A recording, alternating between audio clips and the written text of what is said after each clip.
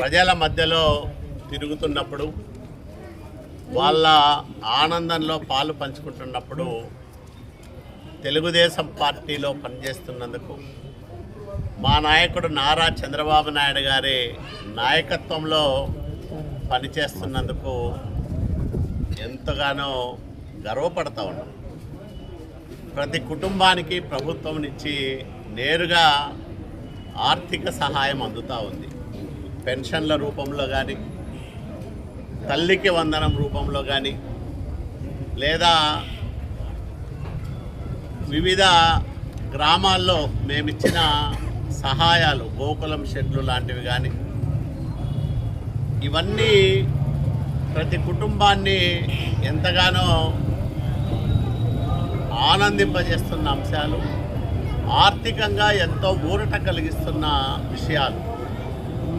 కాబట్టి సంక్షేమం అనేది చంద్రబాబు నాయుడు గారికే సాధ్యం. సంక్షేమానికి ఆద్యుడు ఎన్టీ రామారావు గారు అయితే, సంక్షేమానికి కీర్తి కిరీటం చంద్రబాబు నాయుడు గారు అని చెప్పచ్చు. ప్రతి కుటుంబానికి సంక్షేమాన్ని అందిస్తూ, చాలామంది వృద్ధులకు ఒక పెద్ద కొడుకుగా నిలుస్తూ, చిన్నారులకు ఒక పెద్ద దిక్కుగా అండగా ఉంటూ, అన్ని కుటుంబాలను ఆదుకోవడంతో పాటు ఆంధ్రప్రదేశ్ రాష్ట్రాన్ని అభివృద్ధి పథంలో ముందుకు నడిపిస్తున్న నారా చంద్రబాబు నాయుడు గారి నాయకత్వం ఈ రాష్ట్రానికి కనీసం 15 సంవత్సరాలు అవసరమని మేము గట్టిగా నమ్ముతా ఉన్నాం. ఆయన నాయకత్వంలో ఈ రాష్ట్రం దేశంలోనే అభివృద్ధికి అగ్రపథాన నిలబడడంలో ఎలాంటి అతిశయోక్తి ఉండదు.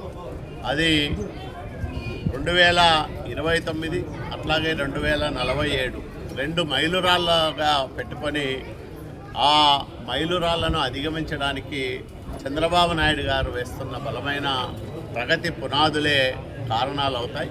అలాంటి నాయకత్వం ఆంధ్రప్రదేశ్ రాష్ట్రం కష్ట సమయంలో ఉన్నప్పుడు, ఆర్థికంగా చితికిపోయినప్పుడు ఎంత అవసరమో చంద్రబాబు నాయుడు గారి నాయకత్వం ఎంత అవసరమో ప్రతి కుటుంబానికి తెలిసి వచ్చింది. ప్రతి వ్యక్తి అర్థం చేసుకుంటూ ఉన్నాడు. కాబట్టే మమ్మల్ని నిండు మనసుతో ఆశీర్వదిస్తూ ఉన్నారు, అభిమానంగా ఆదరిస్తూ ఉన్నారు. ఇంతటి అభిమానాన్ని చంద్రబాబు నాయుడు గారి నాయకత్వంలో మేమంతా పొందుతున్నందుకు మేము అదృష్టవంతులమని మేము భావిస్తూ ఉన్నాం.